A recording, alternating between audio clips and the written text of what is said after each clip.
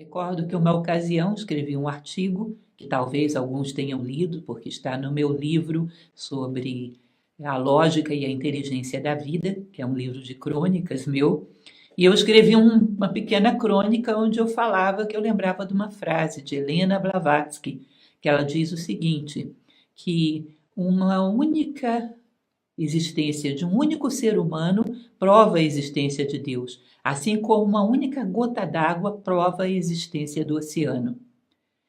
Essa frase, uma ocasião, estava pensando sobre ela enquanto caminhava. Um único ser humano prova a existência de Deus, assim como uma única gota prova a existência do oceano.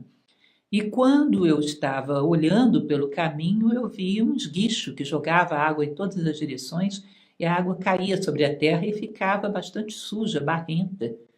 E eu olhei para aquela gota e falei, bom, mas eu acho que Helena Blavatsky está enganada, porque essa gota não parece nada com o oceano. E de repente me veio uma ideia, caiu como se fosse uma gota dentro da minha mente, uma gota fresca de verdade, que dizia o seguinte: essa água, se você tirar tudo que não é água, ou seja, o barro, as impurezas, tirando tudo que não é água, o que sobra parece sim com o oceano. E de repente aquilo me deu aquele clarão de realidade. Se você pegar o homem e tirar tudo que não é homem, parece sim com Deus. Isso foi um momento muito especial que eu gravei nessa minha crônica, porque para mim foi como se fosse uma gota de verdade, que de repente, por alguma razão, eu fiz por onde merecer e caiu dentro da minha consciência. Tire tudo que não é humano e o que sobra realmente parece com Deus. E é um pouco isso que Sêneca está fazendo aqui. Tire tudo que não é humano e o que sobra parece realmente com a felicidade.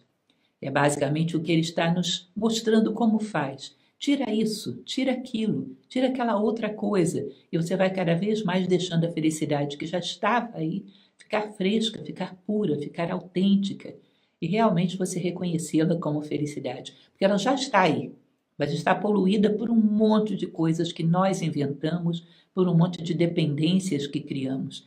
E hoje ele vai falar de uma dessas dependências, que é as bênçãos da temperança e da moderação.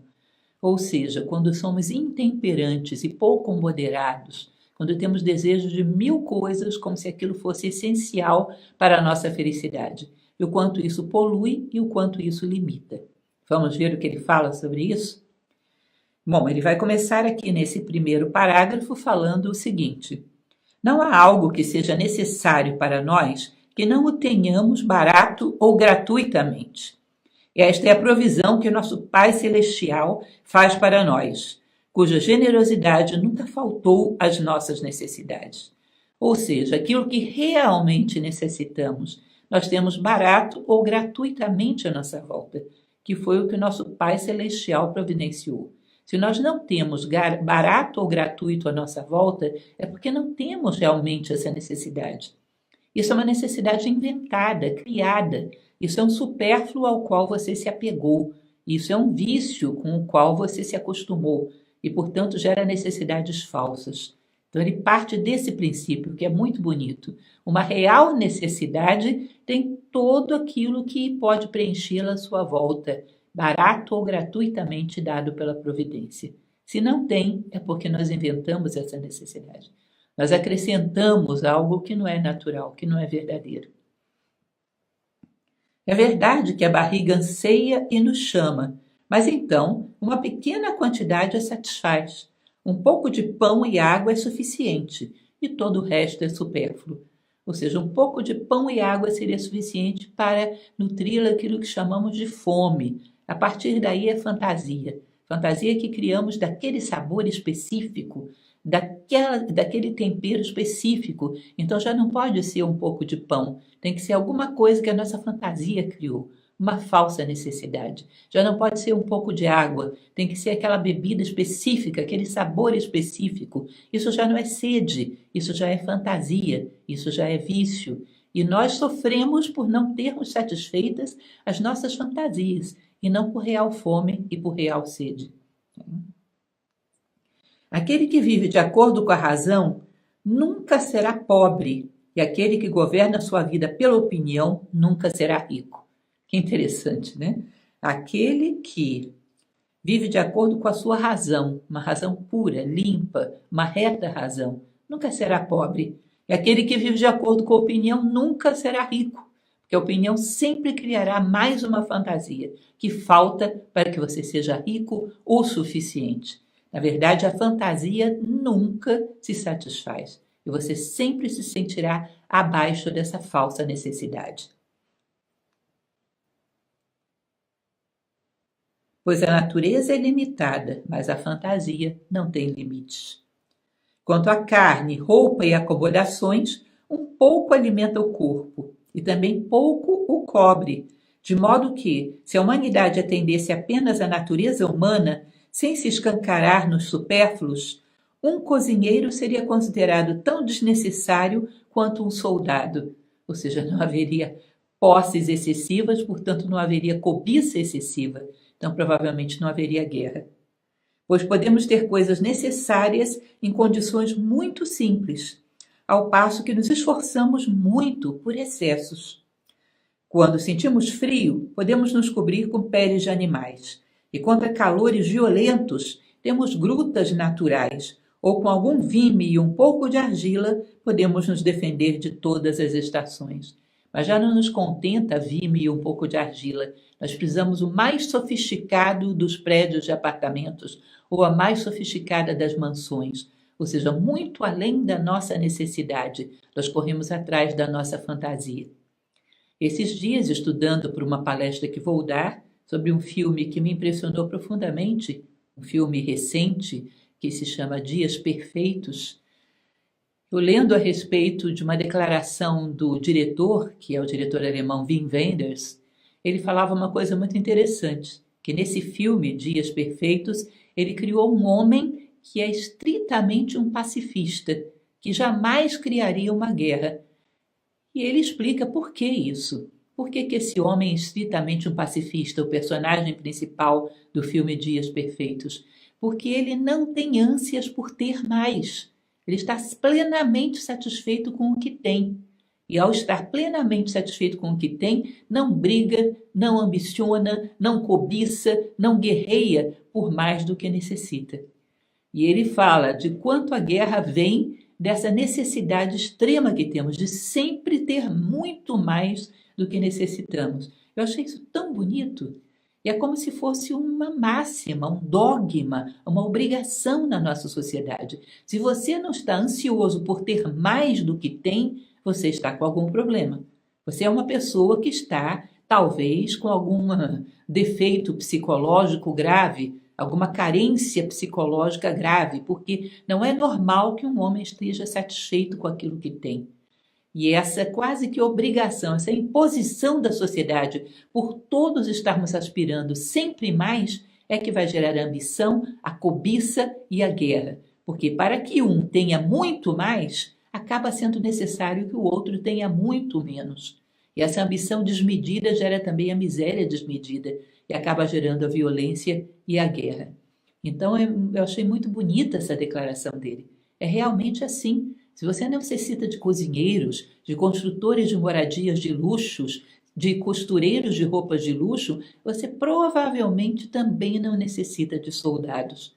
Ou seja, não haverá guerra. É como se fosse uma declaração diferenciada de pacifismo, porque atua não reprimindo a vontade da guerra, mas atacando na origem a necessidade da guerra, antes que ela nasça. Eu achei essa declaração de Wim Wenders muito filosófica e muito bonita, tão bonita quanto o filme que ele criou. Continuando, ele vai dizer, mais adiante, na página 93, só o orgulho e a curiosidade nos envolvem nas dificuldades. Se nada servirá a um homem senão roupas e móveis caros, estátuas e pratos, uma numerosa comitiva de criados e as raridades provenientes de todas as nações, não é culpa do destino, mas sim dele mesmo que ele não está satisfeito, pois seus desejos são insaciáveis e isso não é uma sede, mas uma doença. E se ele fosse o senhor do mundo inteiro, ele ainda seria um mendigo. Que coisa terrível, né? Se ele fosse senhor do mundo inteiro, ele ainda seria um mendigo, porque suas necessidades falsas sempre seriam maiores do que aquilo que ele possui. Ou seja, não é culpa do destino que ele seja um miserável, é culpa dos seus desejos insaciáveis, das suas necessidades de posse insaciáveis. E aviso, sejam filosóficos. Eu não estou falando só de posses materiais, isso é só o aspecto mais palpável da história. Mas se eu desejo que pessoas que não me amam me amem, eu já estou desejando no campo da fantasia, porque a minha única necessidade deve ser amar e não a contrapartida disso. Eu me satisfaço no amor em si. E aqueles que me amam, eu estou extremamente satisfeito em receber esse amor. E não quero obrigar naturezas a me amar quando não é o momento delas, ou não é a necessidade delas, ou não é o tempo certo delas amarem. Eu respeito as coisas como são, mas ninguém pode me impedir de amar até os meus limites. E esse amor até os meus limites é suficiente para preencher a minha necessidade de amor. Porque eu amo tanto e tão bem que no mínimo que tenho é amor para mim mesmo. No máximo que tenho é amor para todas as pessoas que estão à minha volta. Portanto, não tenho carências. Se eu me entristeço porque não tenho aquele reconhecimento que eu gostaria que o mundo me desse, o mínimo que eu posso pensar é: eu mereço ser reconhecido pela minha consciência. E se a minha consciência me reconhece, eu tenho mais do que razões para estar feliz. Eu não posso esperar do mundo aquilo que ele não pode me dar. Seria forçar a natureza do mundo. O mundo pode me reconhecer ou não, e isso nada tem a ver com meu mérito. Se a minha consciência me reconhece, se diante da ideia do bem eu me sinto limpo, me sinto digno, eu estou para lá de reconhecido. E se tenho necessidade de mais do que isso, significa que as minhas necessidades são artificiais, são fantasias, e portanto a minha infelicidade é fabricada pelas minhas fantasias. Ou seja, ele não se limita a necessidades de coisas materiais, mas há muitas outras necessidades que criamos e que fazem com que a gente fique sempre infeliz, sempre miseráveis, ainda que sejamos donos do mundo. Mais adiante, lá no final dessa página 93, ele vai dizer: deve algum homem agora desprezar a pobreza após esses exemplos eminentes, que são suficientes não apenas para justificá-la, mas para recomendá-la? Ou seja, ele vai falar de homens célebres, nesse intervalo entre um parágrafo e outro, de homens célebres que não possuíam praticamente nada. Homens que foram admirados pela história da humanidade, já eram no seu tempo. Homens grandiosos como Platão e outros.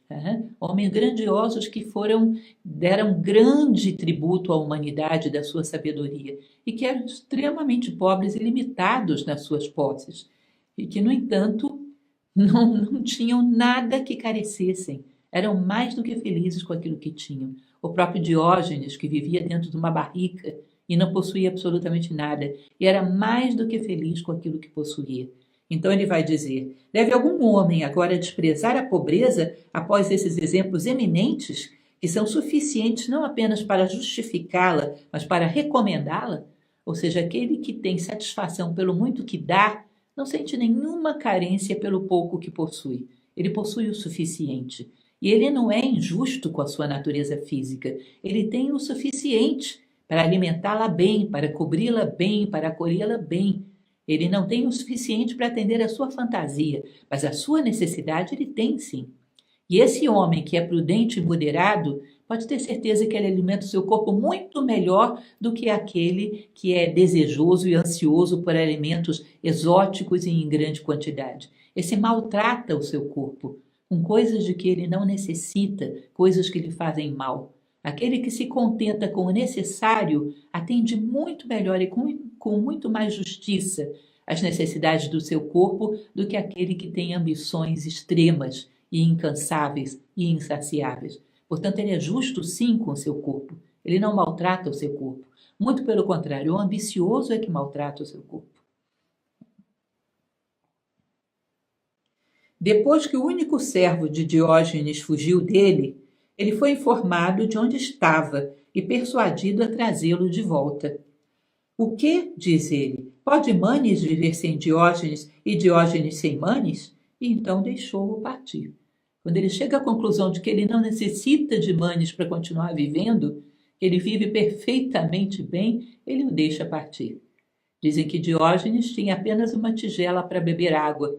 Quando ele vê uma criança bebendo água com as duas mãos em concha, ele dispensa essa tigela, porque ele não necessita dela para viver perfeitamente bem.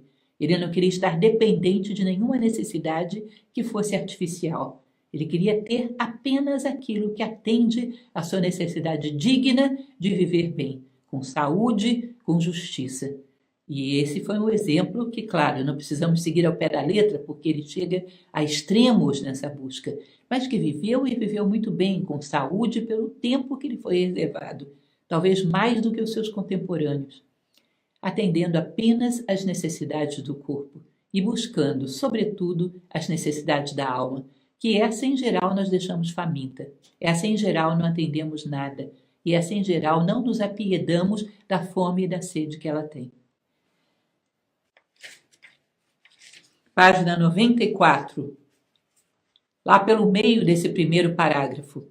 Pão rústico e água para um homem moderado são tão bons quanto um banquete, que as próprias ervas do campo fornecem alimento, tanto para o homem como para os animais. Não foi por escolha de carnes e perfumes que nossos antepassados se imortalizaram, mas por meio de ações virtuosas e o suor de trabalhos honestos, militares e viris.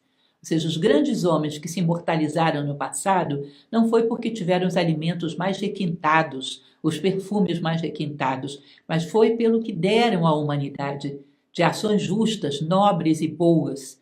O homem é do tamanho da sua generosidade. Ele não é do tamanho daquilo que ele retém, ele é o tamanho daquilo que ele entrega.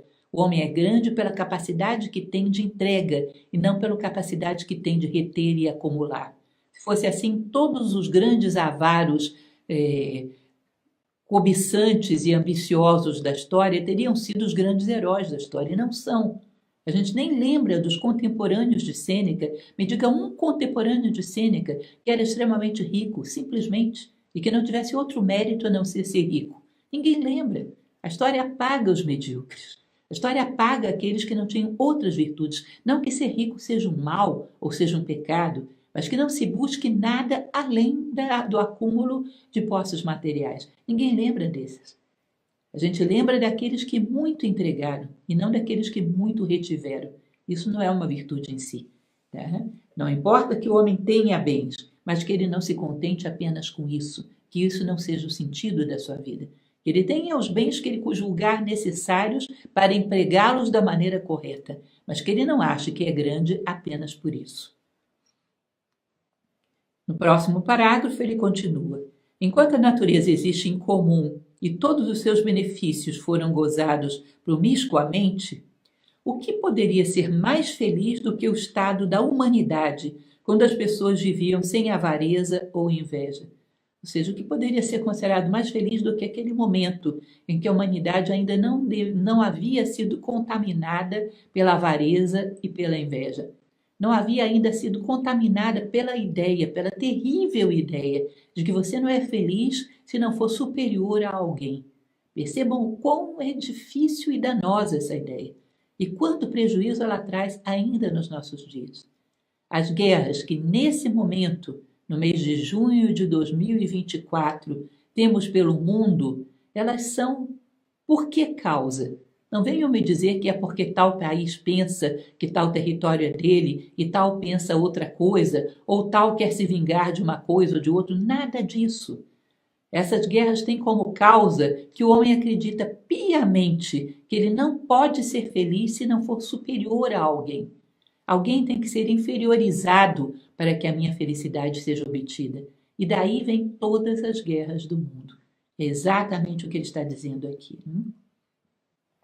O que poderia ser mais rico do que quando não havia um homem pobre a ser visto no mundo? Porque se todos se contentam com aquilo que têm, é evidente que todos terão. Agora, se algum deseja ter desmesuradamente, não para usá-lo por uma causa justa, mas simplesmente pelo prazer de ter, se alguém quer ter desmesuradamente, sem uma causa que o justifique, alguém vai ter que carecer desmesuradamente para pagar essa conta, para fechar essa equação matemática. E esse que vai carecer desmesuradamente será um peso na consciência de toda a humanidade, ainda que nós não tenhamos uma consciência clara disso. Isso pesa em nós. Isso é razão das nossas tristezas. Que haja alguém em algum lugar que sofra da carência mais absoluta, da miséria mais absoluta. Só que nós tendemos a procurar culpados do lado de fora. Quem por aí foi o causador dessa pessoa ter tão pouco? E nós não procuramos em nós mesmos. Não procuramos na nossa ambição de sempre ter sucesso às custas do fracasso de alguém. De sempre achar que a nossa felicidade e a realização tem que ser em termos mais do que temos agora. Não só de coisas materiais, reitero, mas de mais reconhecimento, de mais afetividade, de mais destaque, de mais fama do que eu tenho agora. Esse querer cada vez mais vai fazer com que alguém tenha cada vez menos. E se eu quero, eu sou participante dessa equação, que sempre vai gerar perdedores, perdedores que estão em extremo sofrimento por carência de tudo. Eu sou participante dessa equação. Não preciso ficar procurando culpados do lado de fora. Ah, aquele que tem muito. Talvez aquele que tem muito tenha grandes sonhos e queira empregá-lo de uma maneira que seja coerente para com toda a humanidade. Pare de procurar culpados e encontre a responsabilidade dentro de você mesmo e nesse desejo insaciável de ter felicidade sempre estando acima de alguém, sendo vitorioso sobre alguém, destacando-se acima de alguém. E isso todos nós estamos contaminados, até o último fio de cabelo. Assim que essa generosidade imparcial da providência passou a ser contida pela cobiça e que os particulares se apropriaram daquilo que era destinado a todos, então a pobreza se alastrou pelo mundo. Para quem já leu a República de Platão, ele fala exatamente sobre isso. Ele cria na sua imaginação uma cidade ideal, onde todos teriam o necessário. Aí lá pelas tantas, Glauco, que é um participante do diálogo, diz: isso aí é uma vida de porcos, que só tem o mínimo, isso não é uma vida de homens. Ele diz: bom, então agora você quer que eles tenham supérfluo? É, claro, eu quero que eles tenham mais. Tá bom, então agora você vai começar a criar a cobiça, a inveja, a disputa e a guerra, a partir do momento que os homens não se satisfazem com aquilo que é necessário. Exatamente no momento onde os homens passam desse limiar, começa a haver esse estágio de permanente tensão entre os homens, de permanente agressividade entre os homens. Quando passamos a achar que a felicidade reside em passar desse marco, em termos muito mais do que necessitamos. Não procuramos a nossa felicidade naquilo que somos, mas naquilo que temos, tanto no plano concreto quanto no plano sutil.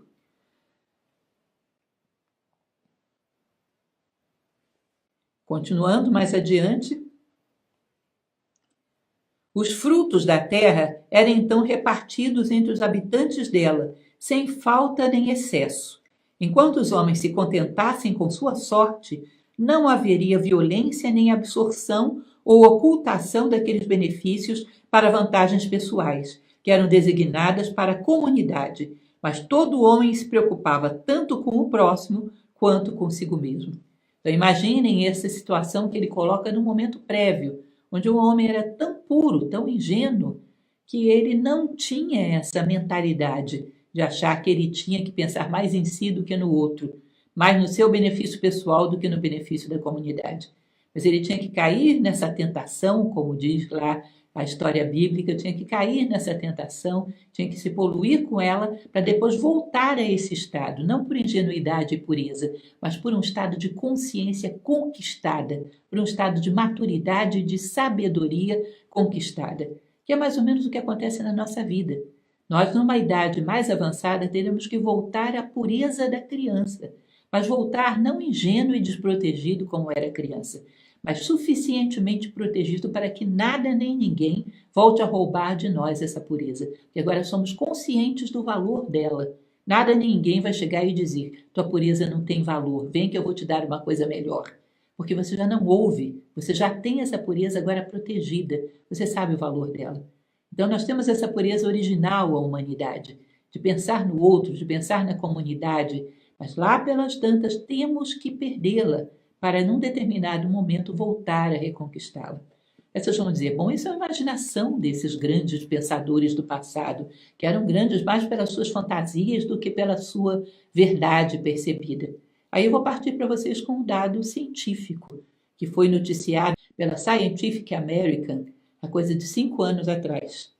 Eu sou assinante dessa revista, gosto bastante, e ela dizia o seguinte, que um grupo de cientistas havia chegado à conclusão de que o Homo sapiens, há 200 mil anos atrás, 200 e poucos mil anos atrás, havia prevalecido sobre o Neandertal, não porque tivesse um cérebro maior ou qualquer dessas coisas, mas porque ele era capaz de trabalhar em comunidade e considerar e trabalhar em conjunto com qualquer pessoa, ainda que um estranho, mas que pertencesse à mesma comunidade pelo bem comum. Ou seja, o Homo sapiens era capaz da colaboração em comunidade, enquanto o Neandertal era extremamente egoísta e cada um trabalhava por si. Essa vantagem evolutiva, segundo esse grupo de cientistas, teria sido o que teria feito com que o sapiens prevalecesse, ainda que tivesse tribos pequenas, grupos pequenos de homens sendo compostos, esses grupos prevaleciam porque eram sólidos, eram fortes, porque conheciam o espírito da colaboração. Quanto tempo demorará para que a gente recupere esse espírito da colaboração que tivemos num determinado momento e foi a nossa vantagem evolutiva que agora carecemos tanto e torna-se uma desvantagem evolutiva, tanto para a evolução do corpo quanto para a evolução da alma. Mais adiante, na página 95, que os homens eram geralmente melhores antes de serem corrompidos do que depois, não tenho dúvida. E posso acreditar que eles eram mais fortes e mais resistentes também. Mas sua inteligência ainda não havia amadurecido, pois a natureza não dá virtude, ou seja, a virtude tem que ser conquistada. E tornar-se bom é uma espécie de arte. Ou seja, eles eram ingênuos, não eram maduros.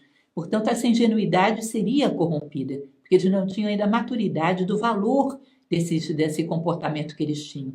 Portanto, teriam que perdê-lo para reconquistá-lo conscientemente, com inteligência, com consciência, com maturidade, para aí sim chegarem a ter esses valores com segurança, numa situação que já ninguém possa roubar deles. Né? Mais adiante, nesse próximo parágrafo, ele vai dizer: mas, depois de tudo isso, eram inocentes, porque eram ignorantes. E há uma grande diferença entre não saber ofender e não querer fazê-lo.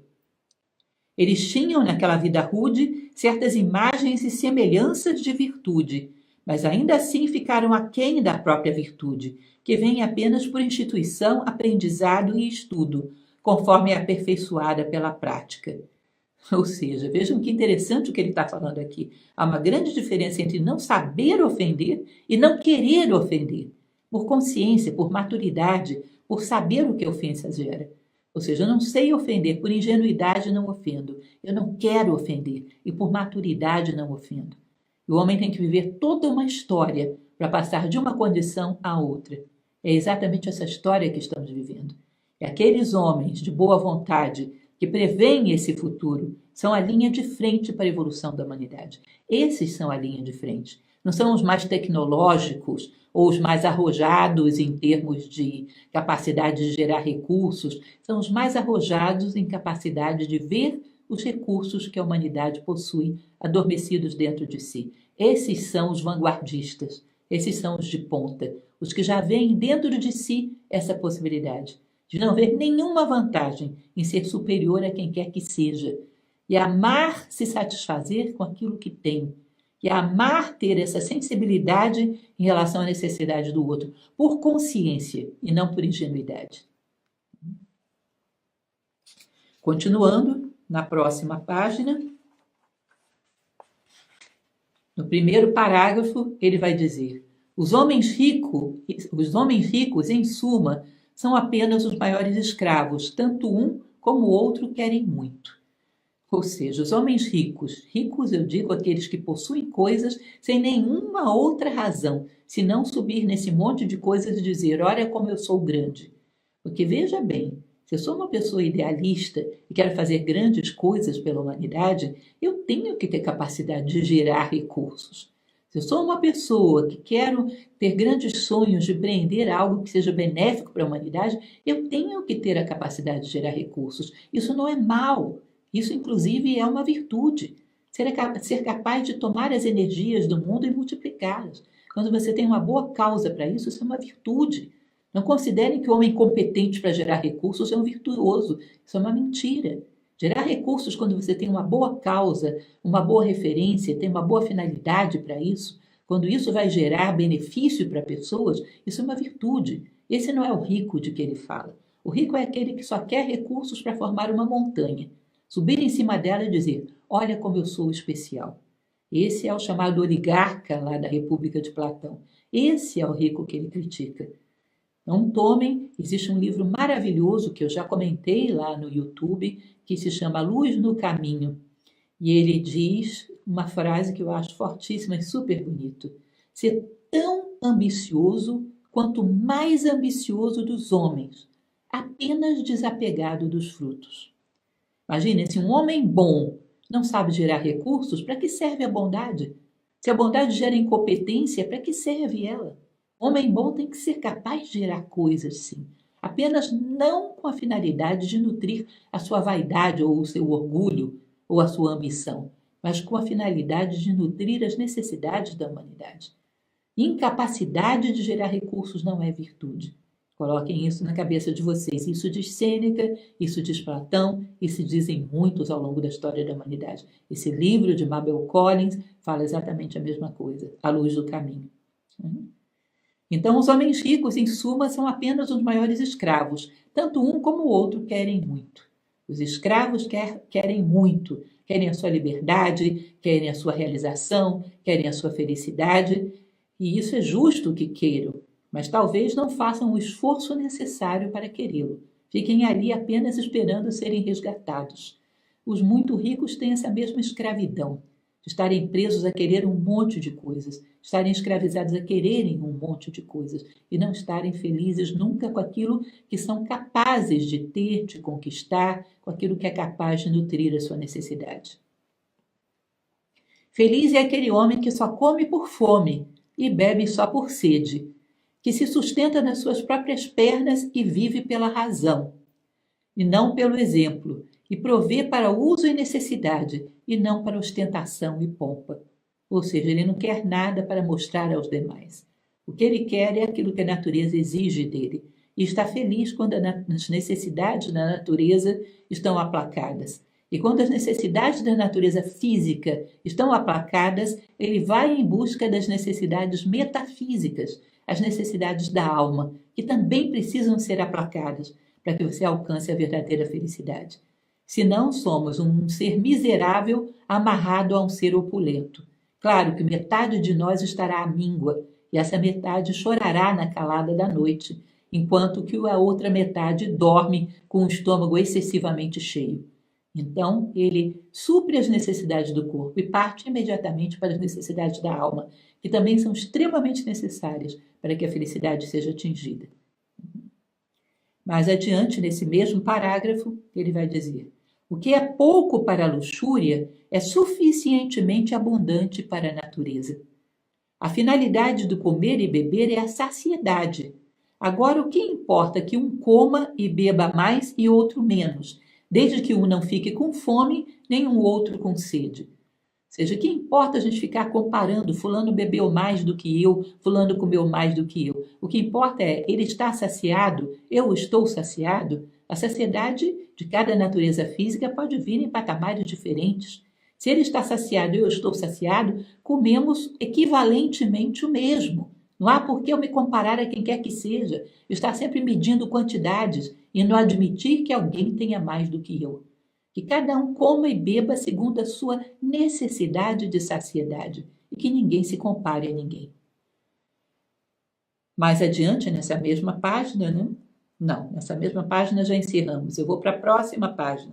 Página 97, lá pelas tantas, no finalzinho desse primeiro parágrafo. Aqueles que demolem templos e derrubam altares mostram sua boa vontade, embora não possam fazer mal aos deuses, que assim é como aqueles que invadem a reputação de grandes homens. Ou seja, ele coloca essa boa vontade aí como uma ironia, né? Aqueles que demolem templos e derrubam altares podem estar querendo se mostrar poderosos ao fazer isso, mas na verdade eles não afetam em nada aqueles que são homenageados por esses templos e esses altares, que para eles são deuses, né? Para nós, para a sociedade atual, pode ser Deus, para o monoteísmo pode ser Deus, para o politeísmo da época podem ser deuses, mas o fato é que esses seres divinos, seja um ou sejam muitos, não são afetados em nada quando os ambiciosos, quando os irados derrubam os seus templos. Ele vai dizer, a mesma coisa acontece com os homens bons que houve na história. Quando os ambiciosos, quando os irados destroem a sua reputação, o bem-estar e a bem-aventurança desses homens não é diminuída em absolutamente nada. Talvez o que seja prejudicado sejam os demais homens, que deixam de receber o exemplo da vida pura desses homens, deixam de ter contato com essa biografia que poderia inspirá-los muito, porque ela foi suja, ela foi poluída pela mente viciosa desses homens gananciosos e irados. Mas o homem em si, que teve essa vida grandiosa, não perde absolutamente nada. Mais adiante, no próximo parágrafo, é prática da multidão latir para homens eminentes como os cachorrinhos fazem para estranhos, pois consideram as virtudes de outros homens a repreensão de sua própria maldade. Ou seja, o fato de alguém ser virtuoso condena os homens que não são, expõe os seus defeitos, os seus vícios. Lembrem daquele curso que costumo dar sobre como superar seus limites internos, onde o autor Steven Pressfield, do livro em que me inspiro, ele diz que existe um acordo tácito para permanecermos na mediocridade juntos. Quando alguém reage, é tomado como um traidor, que expõe a mediocridade de todo mundo. Se todos são medíocres, é porque não dá para ser outra coisa. Mas se um se levanta e se torna grandioso, ele prova que todos poderiam ser grandiosos. E são medíocres porque se acomodaram. E isso dói, isso incomoda. Então existe uma busca deliberada e constante de poluir a reputação desses homens que foram grandiosos, como uma forma de rebaixá-los até nós. É muito mais fácil, ao invés de você crescer até eles, rebaixá-los até nós, porque aí a vida fica mais confortável. Ninguém precisa crescer. E isso falava Sêneca, aí no século I da era cristã. E isso nós podemos ver presente no nosso tempo histórico. É difícil você ver um grande herói, um homem significativo que já não tenha havido um livro ou um filme no cinema mostrando esse homem como um louco, como um alienado mental, como uma pessoa desvairada. É difícil, prestem atenção.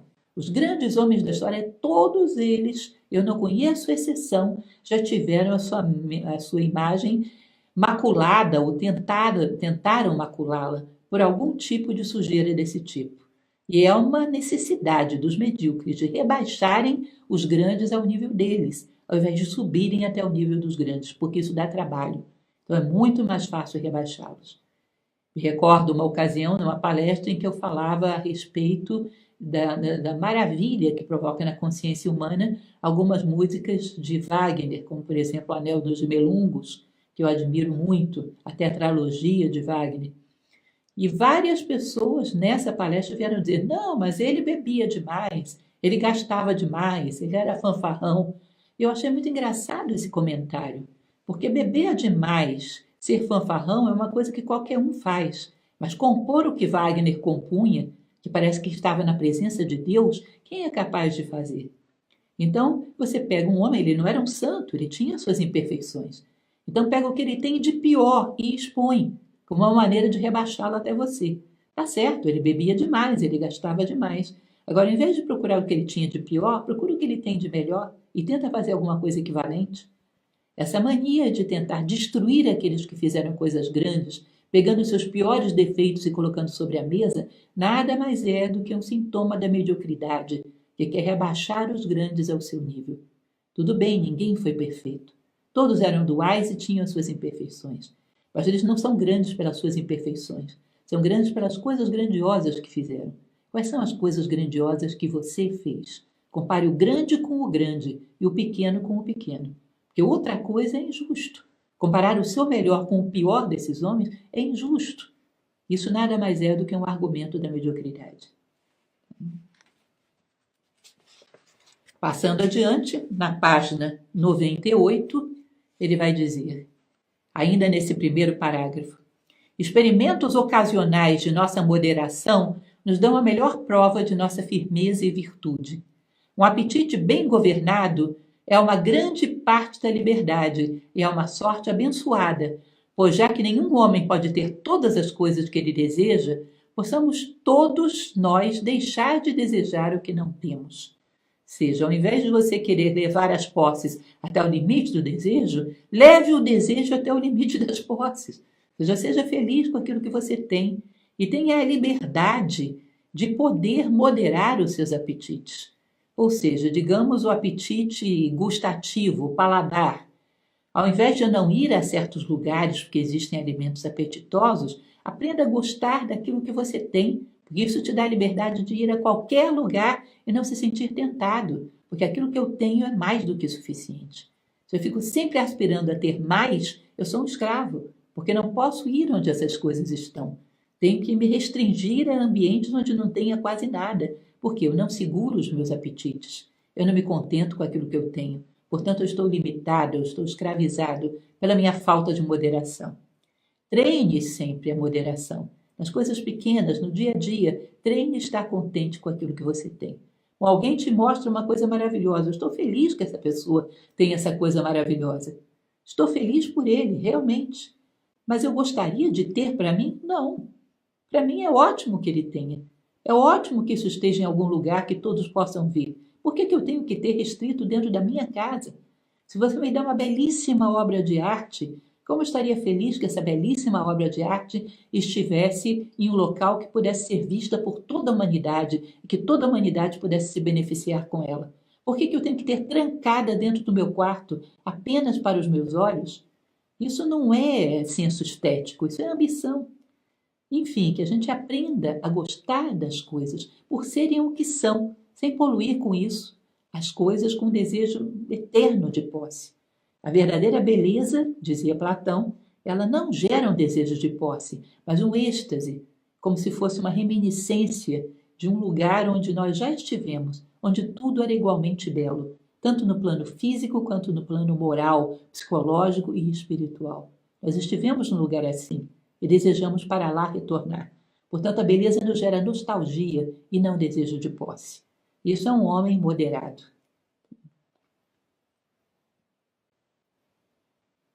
Ainda nessa página, no segundo parágrafo, eu aprendi, diz nosso autor, em uma viagem, quantas coisas nós temos que são supérfluas e quão facilmente elas podem ser deixadas de lado.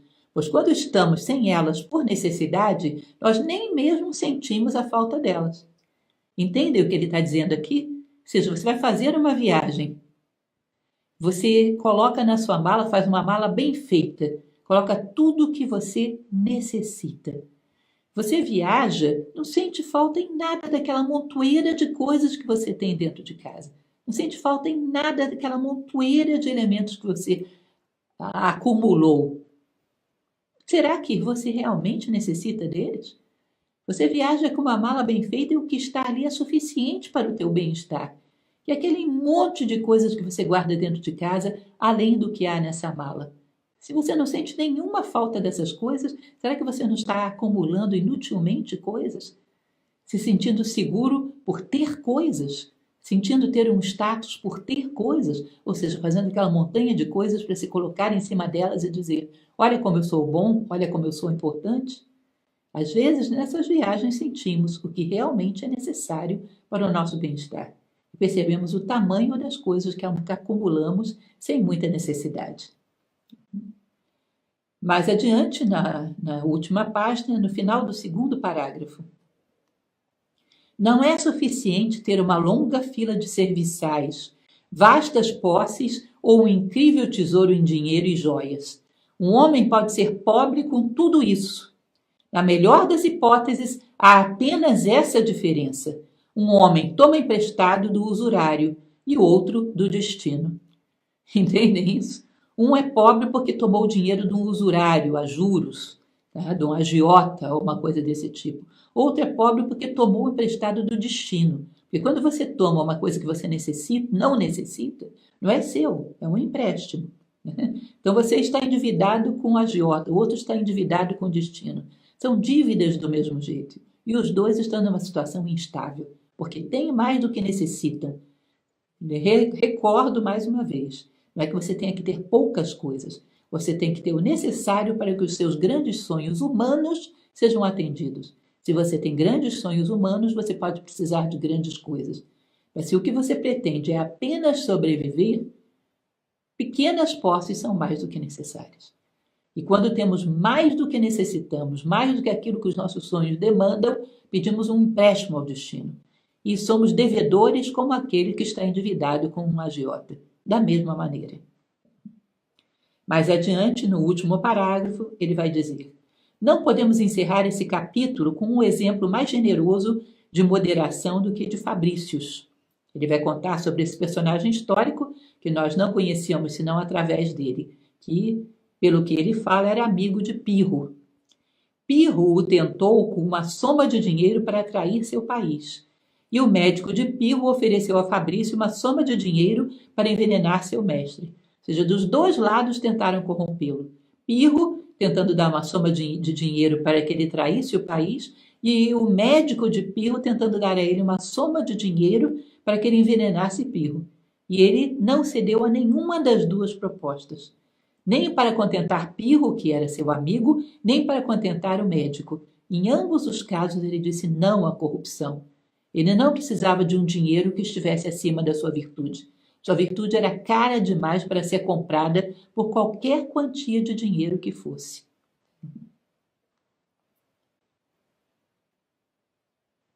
Mas ele era corajoso demais para ser vencido pelo ouro ou pelo veneno, de modo que recusou o dinheiro e aconselhou Pirro a tomar cuidado com a traição. E isso tudo no calor de uma guerra licenciosa. Ou seja, mesmo numa situação agitada, ele teve discernimento, prudência, moderação e virtude. Fabrício valorizava-se por sua pobreza e estava tão acima da ideia de riquezas quanto do veneno. Ou seja, Fabrício era um homem virtuoso, porque ele sabia que não havia nada no mundo que pudesse ter valor maior do que a sua virtude. Vender a sua virtude seria sempre jogá-la no lixo por um preço vil, porque não existe nada que possa ser tão caro quanto a virtude de um homem. Portanto, ele recusa de um lado e do outro recursos materiais para vender a sua virtude, seja por dinheiro, seja por veneno, seja por traição, seja por homicídio, nada poderia corrompê-lo. E esse é o exemplo de um homem virtuoso. Sua virtude vale mais do que qualquer outra coisa que lhe possa ser oferecida. E, portanto, quem sabe disso é um homem feliz. Bom, espero que vocês tenham gostado desse capítulo, né, tão forte, tão intenso. E ficamos por aqui. Na próxima semana continuamos com o nosso livro, que já passamos da metade, né? Que possamos saboreá-lo, lê-lo com bastante cuidado, porque ele realmente vale a pena a reflexão. Saindo acima dos elementos que são próprios de um tempo histórico, de elementos que são próprios de uma cultura, de um determinado momento histórico, pegando a sua essência, podemos ter verdades atemporais. Muito obrigada e um grande abraço e uma excelente semana para vocês.